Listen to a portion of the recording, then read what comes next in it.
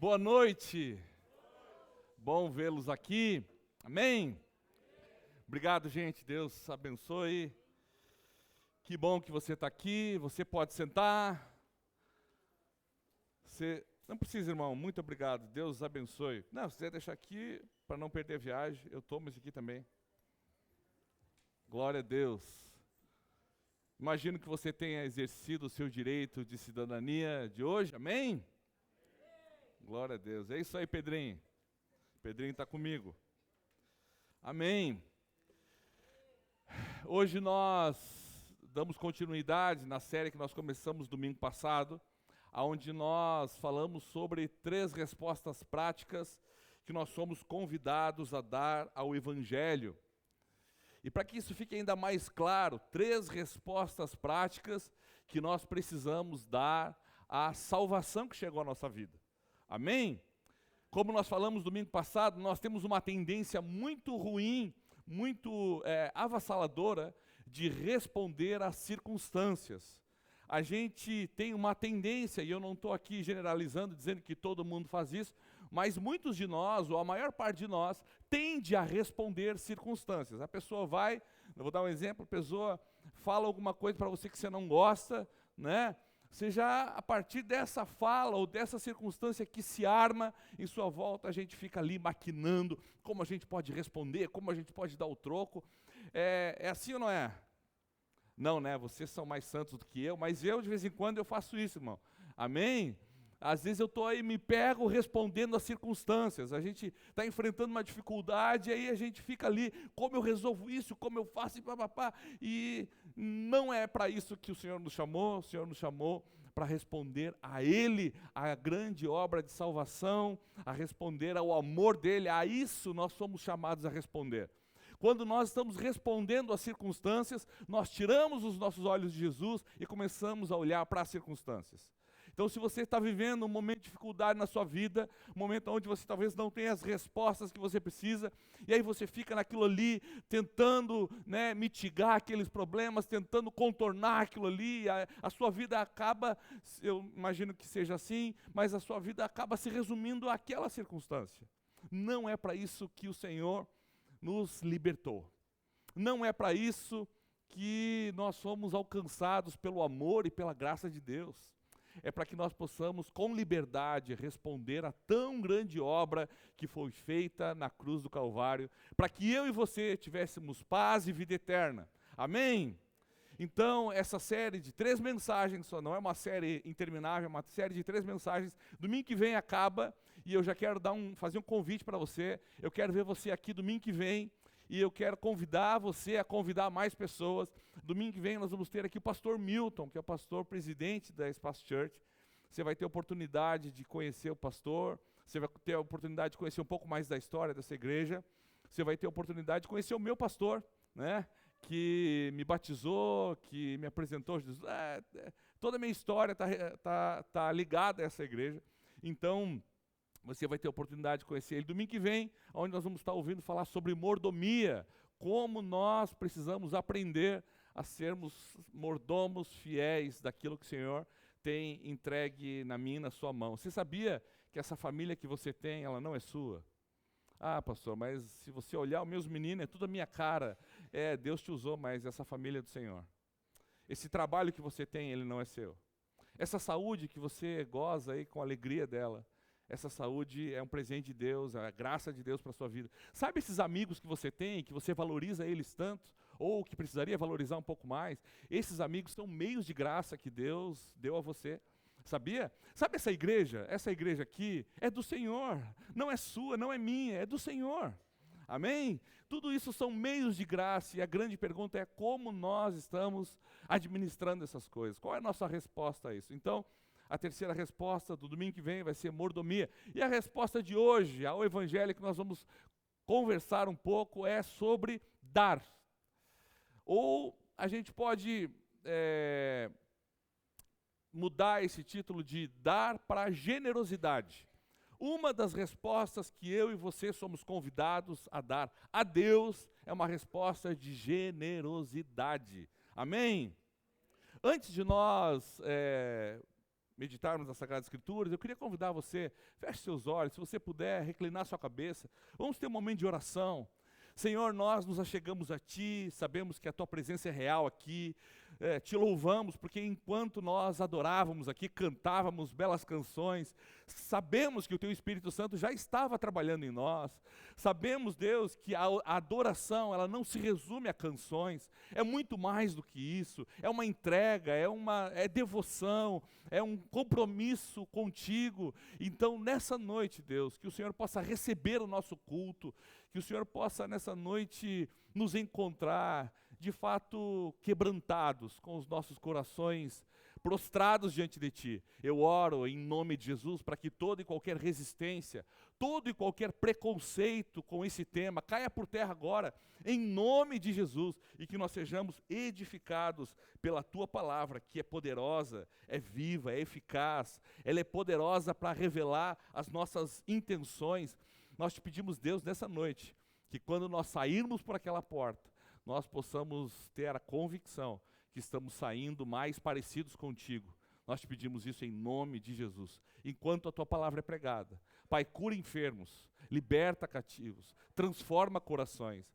Pai, há familiares aqui de irmãos que estão talvez em casa sofrendo. Nós Te pedimos, Deus, enquanto a Tua palavra está sendo pregada, que o Teu Santo Espírito produza cura, restauração, milagre, Deus, para testemunho da Tua glória e do Teu poder. Nós oramos em nome de Jesus Cristo. Amém? Então, gente, a gente vai falar hoje sobre dar ou sobre generosidade. O problema é que sempre que a gente fala sobre um tema como esse, aí, na sua mente, a primeira palavra que surge é: o pastor vai falar sobre dinheiro. Sim ou não? Ô, gente, só o Pedrinho está sendo honesto. A verdade é essa, irmãos, que sempre que a gente vai falar sobre temas como dar ou generosidade, a gente, e isso por conta da história, isso por conta dos relatos que ouvimos, infelizmente a gente sabe que existe uma ênfase excessiva em algumas igrejas acerca de dinheiro, acerca de entrega. A gente sabe disso, é fato. Mas o fato de haver essas ênfases exageradas, e a gente, no Brasil, a gente recebeu um negócio aí no começo da década de 80, isso não começa no Brasil, começa na Europa, vai para os Estados Unidos, lá nos Estados Unidos isso apodrece, e aí a gente vem para o Brasil, a gente começa a consumir, é um negócio chamado teologia da prosperidade. É aquela ideia que você olha para Deus como um grande supermercado existencial, que você dá alguma coisa para Ele, e Ele, por conta do que aquilo que você dá, Ele te dá algo em troca. Isso afeta a nossa forma, às vezes até mesmo de ler e aprender sobre a palavra de Deus. Mas quando a gente quer falar sobre generosidade, a gente precisa entender que esse é um tema que está nas Sagradas Escrituras. É difícil da gente falar sobre ele por dois motivos. Primeiro, porque esse primeiro motivo aí de que é um tema que muitas vezes é mal abordado, é mal ensinado, e às vezes é ensinado de forma maldosa, em cima da ganância de alguns homens. E outra situação, porque é difícil de falar desse tema, porque a Bíblia vai falar que o dinheiro, ele tem um poder de domínio. Facilmente a gente sucumbe aos encantos do dinheiro. Não é assim? Prova estar que no Novo Testamento, só o dinheiro Jesus chama de Senhor também. Sabia disso? E o dinheiro, muitas vezes, ele exerce na vida do ser humano um papel de Senhor e Deus. Aqui não, né? Aqui eu sei que está todo mundo tranquilinho, firmão. Mas existem lugares que o dinheiro determina com quem as pessoas vão andar, com quem elas vão falar, a forma como elas vão vestir, tudo. Tem gente que não precisa comprar um carro de 1 milhão, mas ele compra um carro de 1 milhão, não porque aquele carro de 1 milhão o levará a lugares mais rápidos, ou dará um conforto muito maior que um de 200 mil, que já é muito, mas é porque aquele carro de 1 milhão, ele vai, de repente, te fazer sentar em algumas mesas, e aí você escolhe aquilo para poder sentar em algumas mesas. Então a grande questão é que o dinheiro ele tem esse papel muito convidativo a ser senhor das nossas vidas. Agora, a Bíblia vai falar sobre generosidade. E o fato da gente estar falando sobre esses temas é porque nós somos convidados. Olha o que diz o apóstolo Paulo, ele diz assim: pois não deixei de proclamar toda a verdade de Deus. Atos diz isso. Então assim, a gente precisa proclamar toda a verdade de Deus. Temas como generosidade, temas como sexualidade, temas como política, temas como criação de filhos, são temas difíceis de ser abordados, não é verdade? Você acha que é bem tranquilo? Será que se hoje eu fosse pregar sobre política, como que seria? Né? Não seria algo muito fácil de fazer, né? Mas a grande questão porque a realidade que nós vivemos é que nós precisamos estar capacitados, ensinados, instruídos e alimentados pela palavra de Deus para enfrentar circunstâncias e temas como esse da forma mais saudável possível. Amém? Então a gente quer falar nessa noite como uma das 3 respostas práticas que nós damos a Deus domingo passado nós falamos sobre servir, o nosso serviço é uma resposta prática à salvação que nos alcançou, amém? Hoje nós vamos falar sobre dar ou generosidade, que também é uma resposta prática à salvação que nos alcançou. Por isso eu quero convidar você a abrir sua Bíblia comigo aí, 2 Coríntios, capítulo 8, vai estar sendo projetado aqui. 2 Coríntios, capítulo 8, a gente vai ler do 1 ao 9, do verso 1 ao verso 9, a gente vai ler uma porção um pouquinho maior, porque quando Paulo está escrevendo para aquela igreja de Corinto, nesse texto que Paulo escreve aqui, ele revela não só um fato, mas ele revela o coração de algumas pessoas. E é por isso que é extraordinário a gente falar sobre esse tema a partir desse texto. Então, 2 Coríntios, capítulo 8, eu vou ler na versão NVI, eu não sei se você enxerga bem aqui, mas está ali, vamos lá, a partir do verso 1. Agora, irmãos, queremos que vocês tomem conhecimento da graça de Deus, da graça que Deus concedeu às igrejas da Macedônia. Verso 2: no meio da mais severa tribulação e grande alegria e extrema pobreza deles, transbordaram em rica generosidade. Pois dou testemunho de que eles deram tudo quanto podiam, até além do que podiam, por iniciativa própria. Eles nos suplicaram insistentemente o privilégio de participar da assistência aos santos. E não somente fizeram o que esperávamos, mas entregaram-se primeiramente a si mesmos ao Senhor, e depois a nós, pela vontade de Deus. Verso 6. Assim, recomendamos a Tito, visto que ele já havia começado, que completasse esse ato de graça da parte de vocês. Todavia, verso 7, assim como vocês se destacam em tudo, na fé, na palavra, no conhecimento, na dedicação completa e no amor que vocês têm por nós, destaquem-se também neste privilégio de contribuir. Não lhe estou dando uma ordem, mas quero verificar a sinceridade do amor de vocês, comparando-o com a dedicação dos outros. Verso 9 e o último. Pois vocês conheceram a graça do nosso Senhor Jesus Cristo, que sendo rico se fez pobre por amor de vocês, para que por meio de sua pobreza vocês se tornassem ricos. Amém? Joia. Esse texto é extraordinário porque o resultado, e Paulo está falando aqui, Paulo está escrevendo à igreja de Corinto, tá? Imagina uma cidade portuária muito próspera. Muito próspera. Corinto era uma cidade muito bem localizada geograficamente. Ela tinha um porto que dava ali para a Grécia, ela tinha uma condição muito específica que tornava aquela cidade muito próspera. Então Paulo está escrevendo a um grupo de irmãos, a uma igreja muito próspera, uma igreja que o problema deles não era grana, mas o problema deles era generosidade. A gente vai ver isso no contexto inteiro das cartas do apóstolo Paulo, porque a gente percebe que há um momento onde eles sentam na mesa e era uma prática dos cristãos sentarem à mesa para comunhão, para juntos participarem das refeições.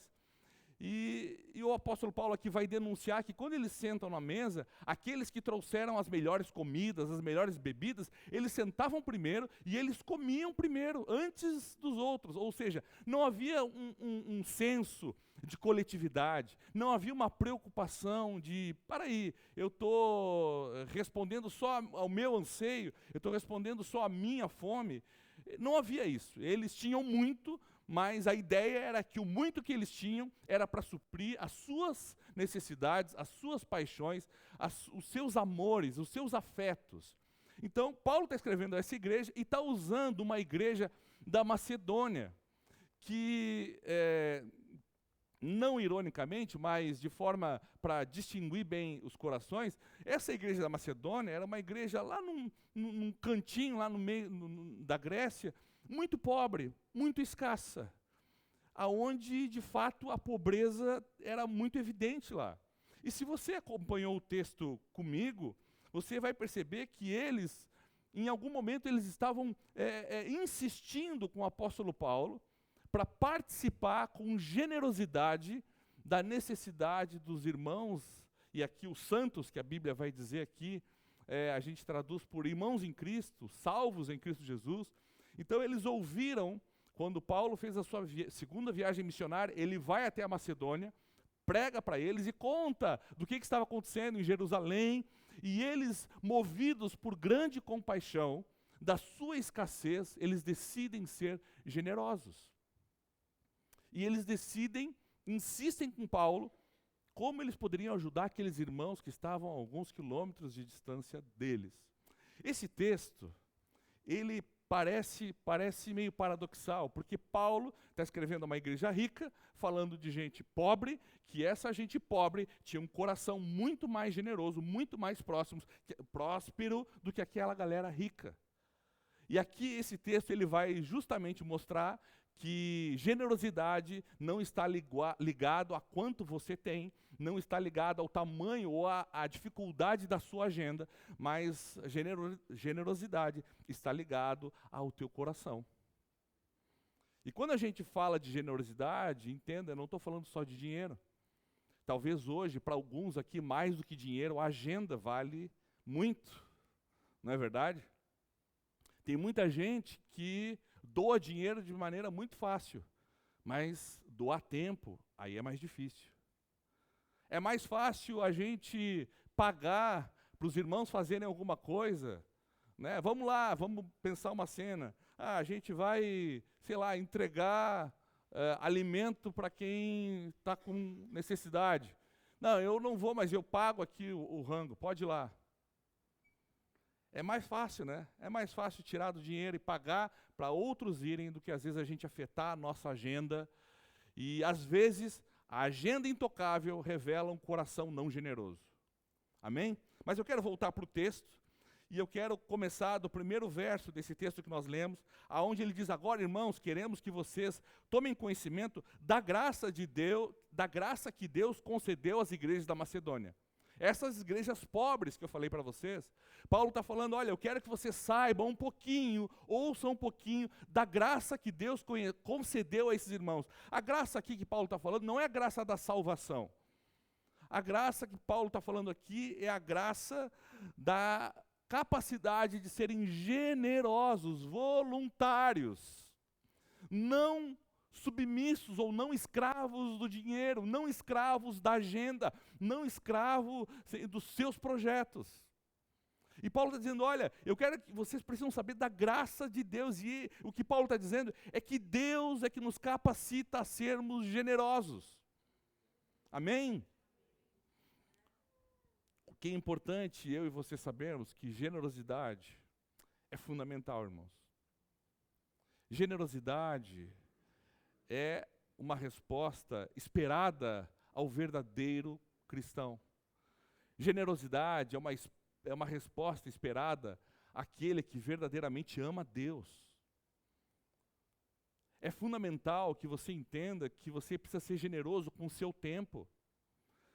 Você sabia que nesse grupo aqui, somos 100 e poucas pessoas aqui, tem muita gente aqui que não precisa de grana, mas precisa de tempo, de ouvido.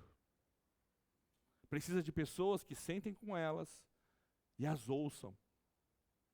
Mas a nossa agenda, ela é muito atribulada, não é? Mas olha, se a sua agenda é atribulada, deixa eu contar para você o que diz no verso 2.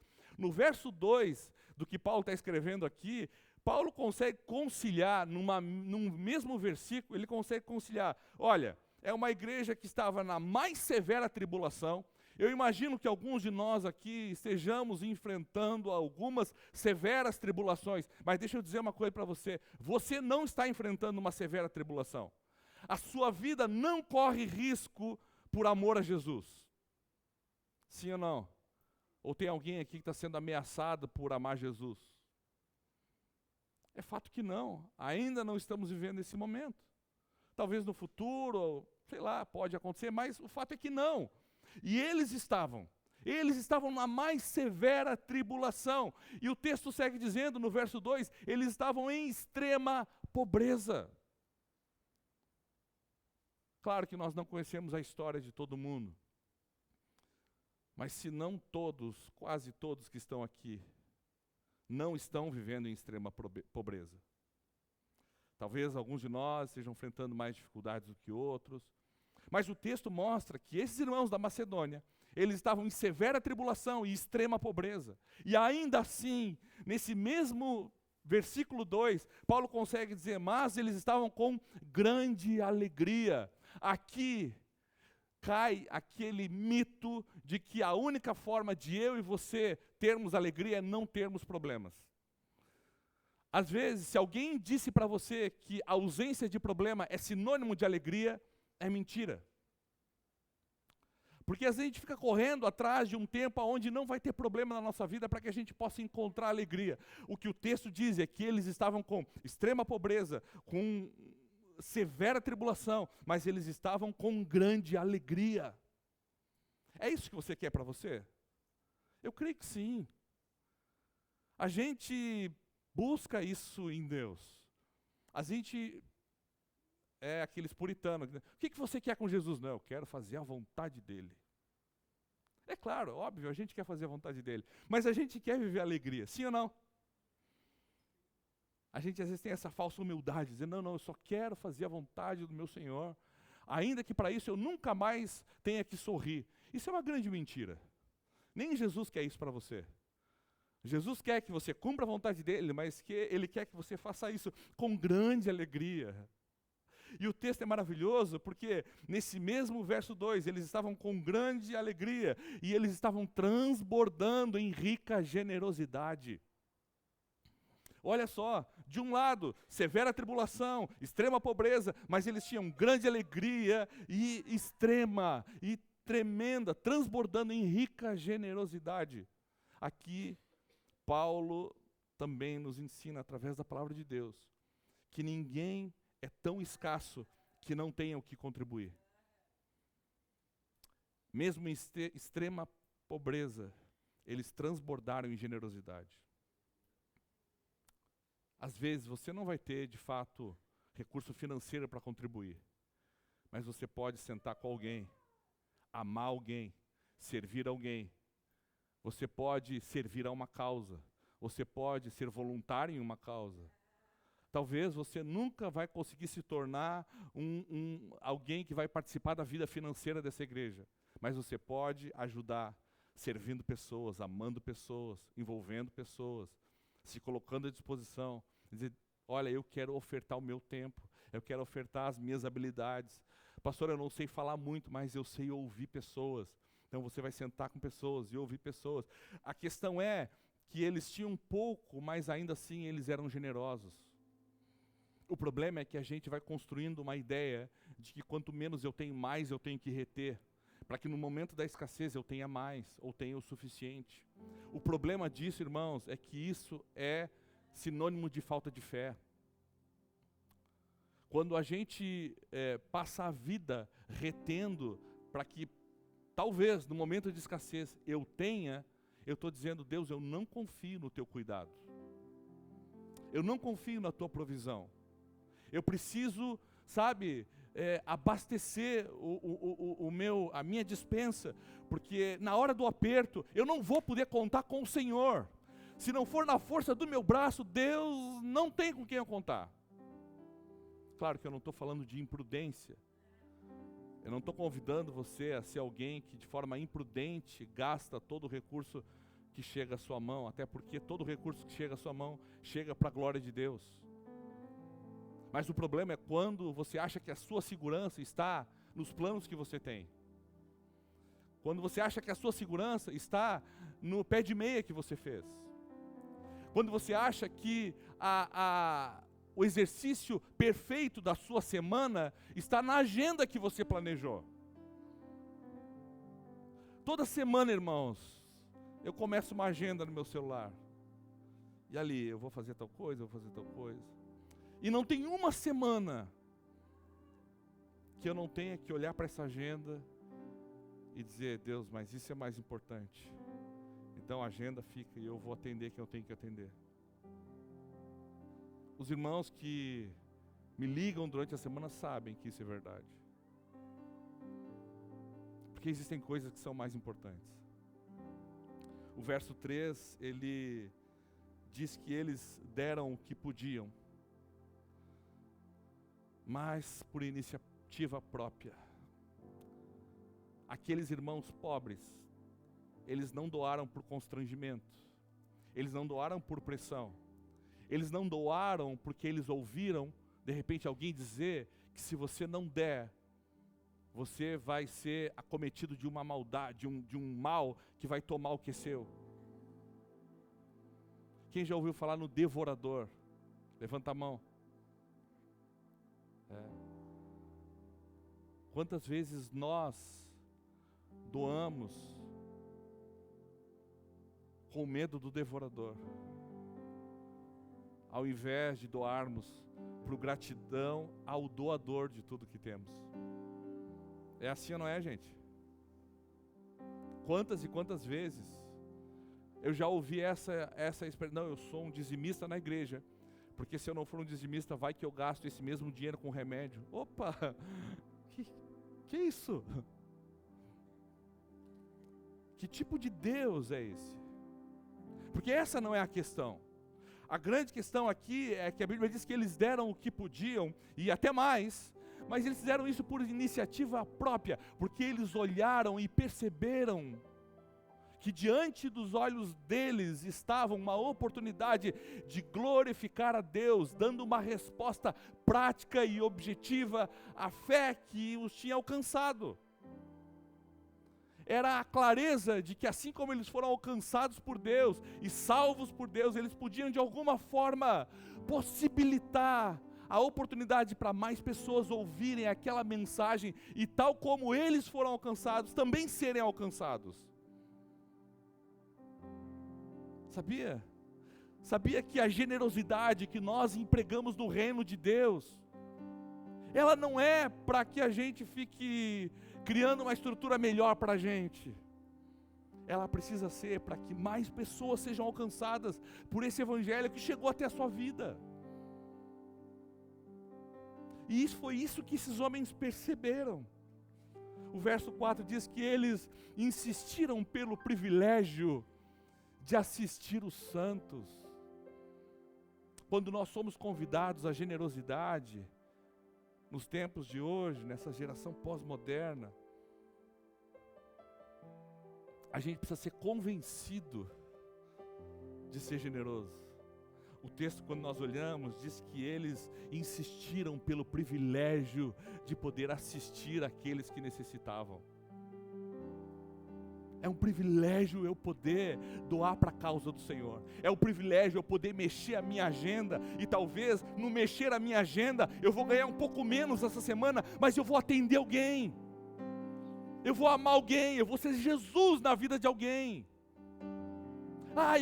Talvez eu não vou estudar tanto para uma prova como eu deveria, mas parte desse tempo que eu vou deixar de estudar, eu vou servir alguém, eu vou ouvir alguém, eu vou aconselhar alguém.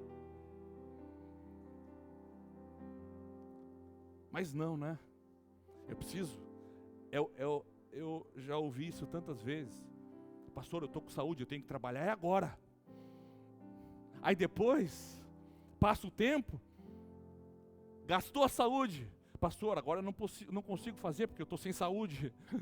Então sempre tem uma boa desculpa para não viver generosidade. Você está entendendo que até agora eu não estou falando só de dinheiro, mas eu estou falando do seu tempo, da sua agenda, das suas prioridades. Porque a maior parte das nossas prioridades, se nós fizéssemos uma lista de prioridades, se a gente fosse de verdade, sabe, desnudado diante do Senhor, e se nós estivéssemos sentados diante de Jesus, muito provavelmente a nossa lista de prioridade teria no primeiro, no cabeçalho, o nosso nome.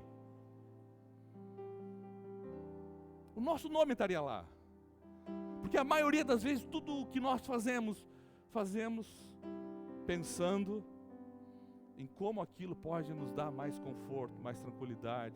Gente, eu não estou fazendo apologia à miséria, eu não estou fazendo apologia à pobreza, eu estou fazendo apologia à generosidade. A Bíblia diz que é o Senhor que dá semente ao que semeia. É Ele. O texto que nós lemos começa dizendo que Paulo dizendo, olha, eu vou falar para vocês da graça que Deus concedeu aos macedônios. Eles não tinham, mas Deus deu a eles a capacidade de serem generosos e doarem muito mais do que podiam, o que é maravilhoso. Verso 5 diz assim, e não somente fizeram o que esperávamos. A verdade é que existe uma resposta ética minha e sua que se espera. Se espera uma resposta ética sua, minha. Por exemplo, nós vemos num lugar como esse, a gente sabe, isso aqui tem uma estrutura, essa estrutura envolve dinheiro, envolve gente, envolve tempo. Existe uma resposta ética que eu e você temos que dar. Não, eu vou fazer parte disso. Porque de forma objetiva eu vejo que a Equatorial não dá luz para essa igreja, o cara que vende o som não dá o som. É assim, então essa é a resposta que se espera. Mas a questão é que eles não deram somente isso. O texto diz que eles não fizeram somente o que esperávamos, mas entregaram-se primeiramente a si mesmos ao Senhor.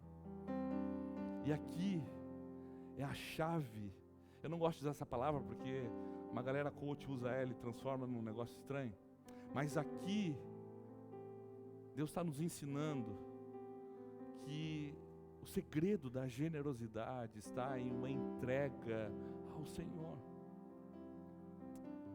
Se o Senhor ele não é dono do seu coração, Ele também não é dono do seu dinheiro. Se Ele não é dono do seu coração, Ele também não é dono da sua agenda. Se Ele não é dono do seu coração, Ele não é dono das suas prioridades. A gente se ilude achando que não, Deus é dono do meu coração, mas da agenda cuido eu. Deus é dono do meu coração, mas das prioridades cuido eu. Lê do engano. Se as tuas prioridades estão atreladas aos teus projetos, muito provavelmente Deus, Ele é um convidado na tua vida, mas Ele não é o Senhor da sua vida. Pastor, mas se eu tomar essa decisão, eu vou ter talvez escassez de recursos. Talvez você vai ter, mas isso não é garantia de sofrimento. Porque quando a gente olha, e deixa eu abrir aqui, quando a gente olha o que o apóstolo Paulo fala lá em Filipenses, deixa eu achar aqui, gente, no capítulo 4.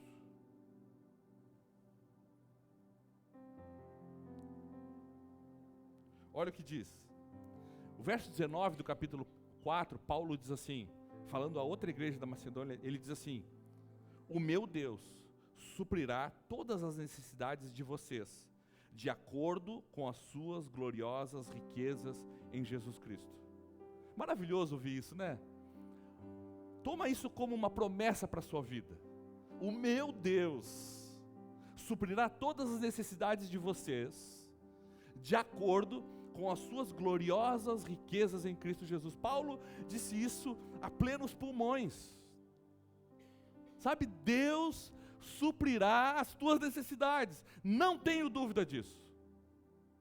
Só que um pouquinho antes disso, Paulo vai falar também a respeito de como ele lida e como ele chegou a essa convicção. Olha o que diz a partir do verso 10. Alegro-me grandemente no Senhor, porque finalmente vocês renovaram o seu interesse por mim. De fato, vocês já se interessavam, mas não tinham oportunidade de demonstrá-lo. Então aqui Paulo está recebendo ofertas de outras igrejas e está chegando à vida dele. E aí ele está dizendo isso: eu alegro porque vocês estão renovando o seu interesse por mim. E a forma prática que Paulo estava vendo isso é que estava chegando recurso para ele se manter. E olha o que o texto diz: não estou dizendo que isso seja necessário.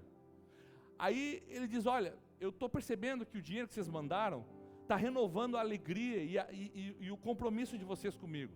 Mas ele diz: olha, mas eu não quero que vocês achem que eu preciso disso. Porque olha o que ele diz: não estou dizendo que isso seja necessário, pois aprendi a adaptar-me em toda e qualquer circunstância.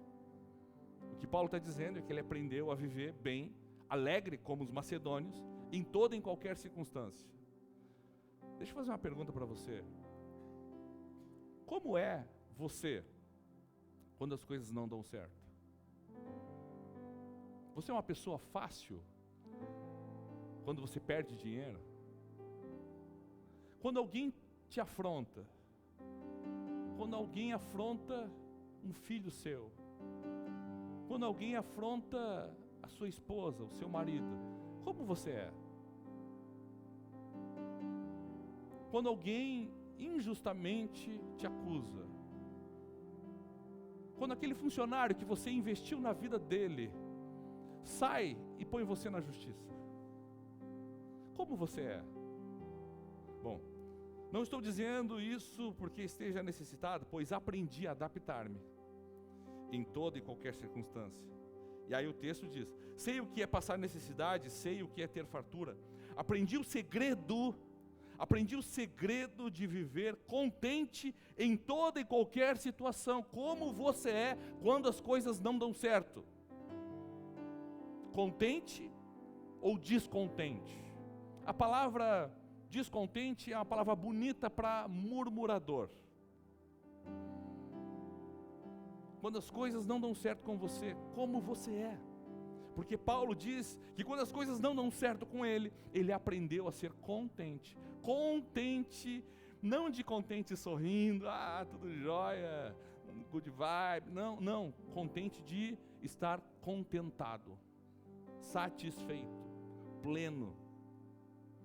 E o texto segue: sei o que é passar necessidade, sei o que é ter fartura, aprendi o segredo de viver contente em toda e qualquer situação, seja bem alimentado, seja com fome, tendo muito ou passando necessidade. Aí o verso 13, que todos nós temos às vezes no celular: tudo posso naquele que me fortalece. Quem já recebeu uma mensagem? Tudo posso naquele que me fortalece. Meu irmão, você tudo pode naquele que te fortalece. Mas Paulo diz: ele pode tudo naquele que fortalece, mas ele aprendeu antes a estar contente, tendo muito ou tendo pouco, na abundância ou na escassez. A grande questão é que nós aprendemos nesse texto: às vezes nós não ousamos mexer na nossa agenda, porque nós não estamos contentes. A gente não ousa abrir mão de alguma coisa que pode ser rentável para a gente, porque a gente não está contente. A gente acha que é da força do nosso braço que vem o nosso sustento. Pastor, mas eu trabalho, se eu não trabalho eu não ganho. É verdade, mas você só trabalha porque Deus disse: trabalhe. A hora que Deus, vocês lembram lá João na ilha de Patmos, quando o Senhor disse para ele: sobe para cá, que eu vou te dar uma visão nova. A hora que o Senhor disser para você: sobe para cá, acabou, meu irmão, acabou, minha irmã. Acabou a habilidade, acabou a destreza, acabou a sua sagacidade no seu trabalho, acabou a sua expertise, acabou a sua network, acabou tudo isso. A hora que o Senhor disser para você, sobe para cá, deu, finish. A grande questão para mim e para você nessa noite é nós sabermos com quem estamos lidando e nós sabermos que Deus está desejoso de nos usar como um canal para abençoar e para proclamar e prosperar o seu reino. É por isso que nós olhamos para esses irmãos, aonde eles dizem que eles estavam insistindo pelo privilégio de assistir os salvos. Os olhos deles não estavam neles. Imagina aqueles irmãos da Macedônia pensando, olha, a gente está com pouco aqui, a gente está passando um baita de um perrengue, é extrema pobreza, é grande tribulação, mas o evangelho está sendo pregado lá em Jerusalém, tem gente sendo perseguida lá, tem gente servindo como luminária nas ruas pelos romanos. Gente, vamos enviar recursos para que aqueles irmãos possam sair de lá. Existe algo maior do que eu, existe algo maior do que nós. Vamos investir, vamos ser generosos. E esses irmãos, da sua extrema pobreza, investiram as suas vidas numa causa que de fato valia a pena. Deixa eu fazer uma pergunta antes de encerrar. Você crê que o evangelho, que a causa do Senhor é digna? De verdade? Você está disposto a investir a sua vida nisso? Essa é a grande pergunta. E é isso que vai dizer o quanto ela é valiosa para mim e para você. É o quanto você está disposto a investir. Deixa eu falar para você um negócio, eu já falei isso aqui algumas vezes.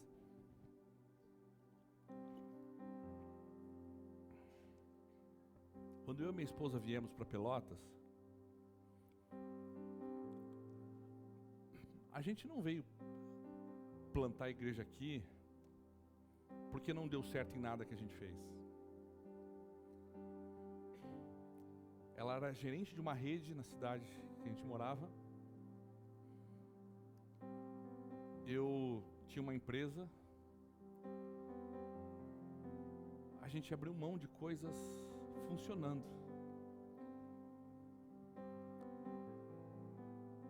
Porque existia uma causa que é maior do que tudo que eu e você temos. Eu não estou me usando como exemplo, mas eu estou dizendo, às vezes a gente acha que o evangelho é para quando sobra tempo. Ser generoso é para quando sobra grana. Ser generoso com a minha agenda é quando eu tiro lá meus 30 dias de férias, aí eu posso ofertar alguma coisa para o reino de Deus. Você está equivocado. Você está equivocado. O texto que nós olhamos vai revelar homens e mulheres que estavam na pressão, em extrema pobreza. E ainda assim eles decidiram ser generosos. Eles decidiram. No verso 8, para encerrar, Paulo diz, olha, eu não estou dando uma ordem. A questão aqui, quando Paulo está, não estou dando uma ordem, mas quero verificar a sinceridade do amor de vocês. O que Paulo está dizendo, usando esse exemplo, falando com os coríntios, e usando o exemplo dos macedônios, ele está dizendo, olha, eu não estou dando uma ordem que vocês têm que começar a doar como os macedônios, mas eu quero verificar o coração de vocês. Paulo está dizendo que, em outras palavras, eu quero ver quem é que está governando o coração de vocês. Porque quando você não consegue ser generoso, talvez você tenha um governo sobre o seu coração, mas esse governo não é Deus. Porque o oposto da generosidade é a avareza. E a avareza, o problema da avareza não é você não doar dinheiro. O problema da avareza é que tudo que você tem é muito importante. E geralmente, o avarento, quando ele perde alguma coisa, ele morre junto com aquilo que ele perdeu. Porque aquilo ali era o tudo dele. Se você perder os seus bens, o que sobra de você? De repente você hoje é muito bem posicionado profissionalmente, você perdeu o seu trabalho, o que sobra de você, meu irmão e minha irmã? Tem gente que é o cargo que tem gente que é a profissão que executa. Cuidado com isso, porque um dia essa profissão pode acabar, um dia esse cargo pode ser extinto, e aí o que sobra para você? Não estou dando uma ordem, Paulo diz, não façam isso por obrigação, mas sondem os seus corações. Eu quero verificar a sinceridade do amor de vocês. Paulo está dizendo, olha, vocês estão dizendo, estamos juntos. Como eu perguntei, vocês creem que o Evangelho é uma boa causa? Nós cremos. E se Deus hoje dissesse, agora eu quero verificar a sinceridade do amor de vocês. Como que eu posso verificar a sinceridade do amor de vocês? Se Jesus estivesse aqui hoje, dizendo, Vini, como eu posso verificar a sinceridade do teu amor por mim? Como eu posso, Tiago, como eu posso, Pri, como eu posso, Bruna, verificar a sinceridade do teu amor por mim? De que forma eu consigo verificar isso? De que forma? O seu amor pelo Senhor pode ser verificado. Vindo aqui domingo após domingo, deixa eu te dizer uma coisa, se você acha que a forma do teu amor por Deus ser verificado é estar num culto, você está equivocado. E eu quero te avisar agora, para você não correr o risco de morrer, chegar diante do Senhor e o Senhor dizer, cara, eu não te conheço, nem sei quem é você, mas eu estava lá todo domingo cantando umas músicas legais, ok, mas e aí? O tempo todo você lá cantando músicas legais, mas na segunda-feira você estava preservando a sua vida, cuidando da sua vida, guardando a sua vida, livrando a sua vida, só. Então, de fato, não vos conheço, apartai-vos de mim. Como Deus verifica o seu amor por Ele? Aquele grande e temível dia que nós nos apresentaremos a Ele, o que você apresentará ao Senhor? A quem você tem servido? A quem você tem sido generoso? Sabe esse trabalho que você tem? É a semente que Deus dá para que você semeie. Essa capacidade cognitiva que você tem, funcionando tudo certinho, é a semente que Deus deu para você, para semear na vida de outros. Esse tempo que você tem, a saúde que você tem, é a semente que Deus lançou na sua vida, enchendo a sua sementeira, para que você possa semear. Amém?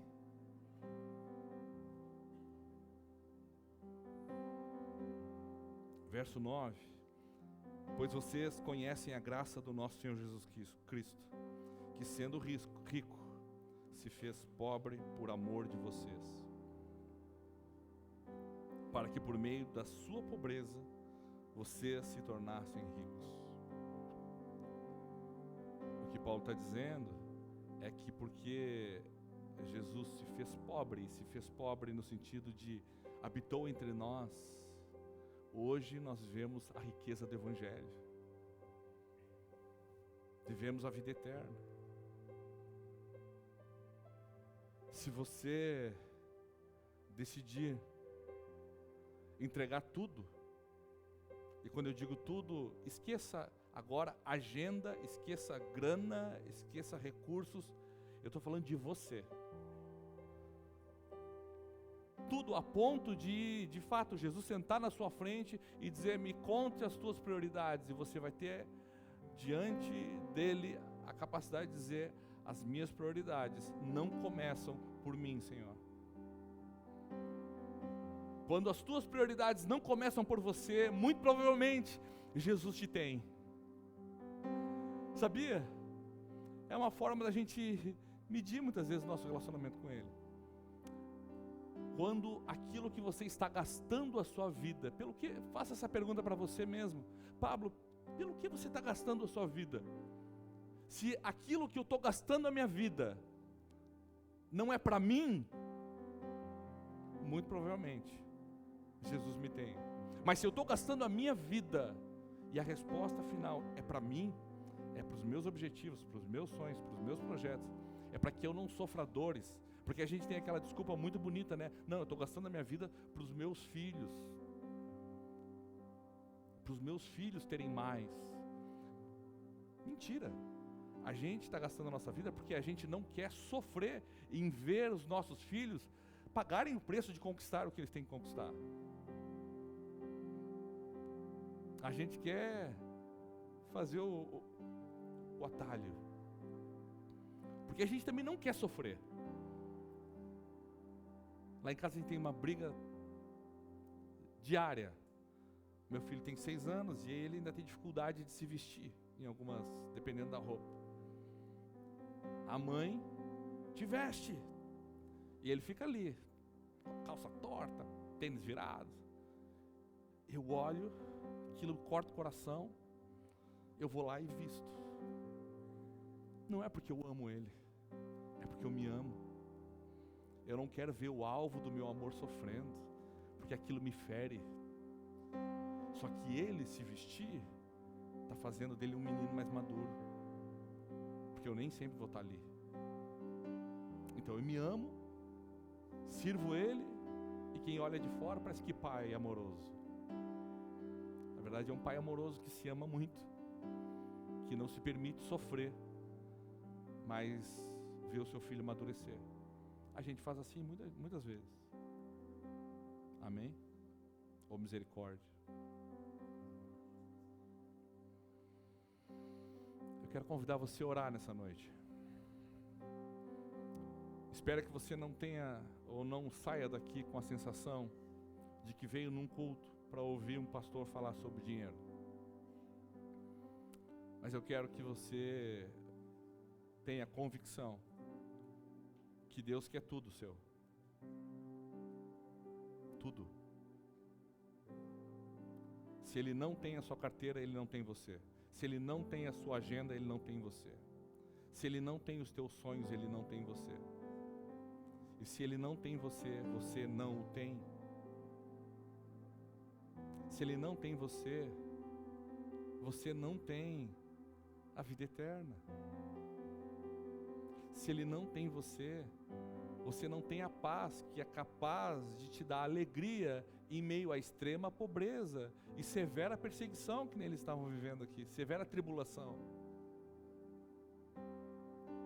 Agora, se Ele tem você, em meio à severa tribulação, as pessoas vão olhar e vão dizer, não, esse irmão é doido. Como é que ele está ali, alegre? Você vai estar, talvez, numa extrema pobreza? Espero que não, mas pode ser. Ainda assim as pessoas vão dizer, uau, mas ele não tem, mas olha a generosidade dele me constrange, me estimula a ser melhor, me revela Jesus. Mas isso é para aqueles a quem o Senhor tem. Amém? Você pode ficar de pé?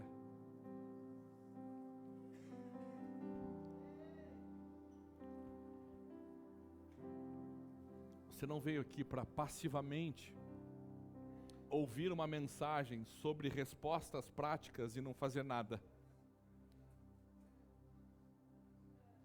Você entendeu? Você não veio aqui ouvir uma série ou uma mensagem sobre como responder o Evangelho de forma prática e não fazer nada. Você precisa responder. Você precisa responder com generosidade. Eu quero convidar você à generosidade. Quais áreas da sua vida que você reconhece que Deus não tem o controle? Quais áreas da sua vida que você reconhece que você tem agarrado ali e ninguém pode chegar ali? Eu quero te dar a oportunidade de você entregar isso para Jesus hoje. É melhor você entregar isso do que isso dominar você. Eu quero dar a oportunidade para você assumir um compromisso diante de Deus de generosidade. De dizer: Deus, os meus recursos, o meu tempo, os meus ouvidos, os meus ombros, a gasolina do meu carro, a mesa da minha casa, o Senhor me deu para receber pessoas, para servir pessoas, para proclamar o Teu Evangelho, para assistir aqueles que precisam ter um encontro contigo.